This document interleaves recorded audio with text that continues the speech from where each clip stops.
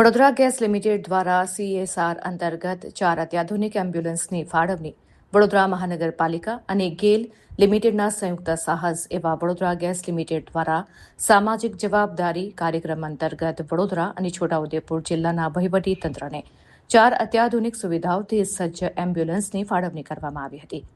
આ એમ્બ્યુલન્સ આરોગ્ય સેવાઓને વધુ મજબૂત બનાવવા અને ઇમરજન્સી સમયે ઝડપી સારવાર સુલભ બને તે હેતુથી આપવામાં આવી હોવાનું જણાવાયું હતું. તમામ એમ્બ્યુલન્સ આધુનિક મેડિકલ સાધનોથી સજ્જ હોવાનું પણ જાણવા મળ્યું છે. આ પ્રસંગે Vadodara municipal commissioner Arun Mahesh Babu, Vadodara gas લિમિટેડના મેનેજિંગ ડિરેક્ટર વિજય શ્રીવાસ્તવ તેમજ ડેપ્યુટી મ્યુનિસિપલ કમિશનર અક્ષય બુદાનિયા સહિતના અગ્રણીઓ ઉપસ્થિત રહ્યા હતા. અધિકારીઓએ જણાવ્યું હતું કે આ પહેલથી ઇમરજન્સી આરોગ્ય સેવાઓને ગતિ મળશે અને સામાન્ય નાગરિકોને સમયસર સારવાર ઉપલબ્ધ કરાવવામાં મદદરૂપ થશે.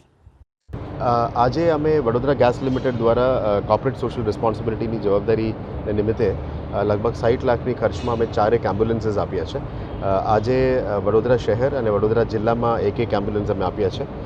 વડોદરા શહેરમાં વડોદરા મ્યુનિસિપલ કોર્પોરેશનના CHC માંજલપુરમાં આપીએ છીએ અને વડોદરા જિલ્લામાં જિલ્લા કલેક્ટર અને જિલ્લા DDO સાથે સંપર્ક કરીને ત્યાંના જરૂરિયાતમંદ PHC CHC હોય ત્યાં આ ગાડી મોકલવામાં આવશે.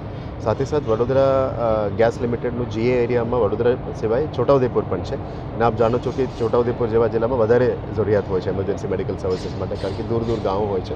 એટલે વડોદરા વડોદરામાંથી આપણે છોટાઉદેપુરમાં પણ આજે 2 ગાડી મોકલીએ છીએ.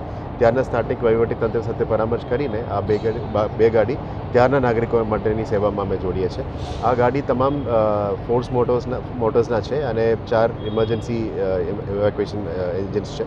આ મશીન્સ હાઈ ડેન્સિટી ટ્રાફિકમાં પણ મૂવમેન્ટ કરી શકે અને હિલ્સમાં પણ ચાલી શકે એવા વ્હીકલ ચૂઝ કરવામાં આવી છે, જેથી કરીને કોઈ પણ સેવા કરવા માટે જે મેડિકલ ઇમરજન્સી સેવામાં જોડવા હોય એ તમામને અમે આ ગાડી આપવામાં આવી છે. આવનારા દિવસોમાં પણ વડોદરા ગેસ લિમિટેડ દ્વારા સ્કૂલ્સ, આંગણવાડીઝ અને હેલ્થમાં વધારે અમે ફોકસ કરવાનું નક્કી કર્યું છે.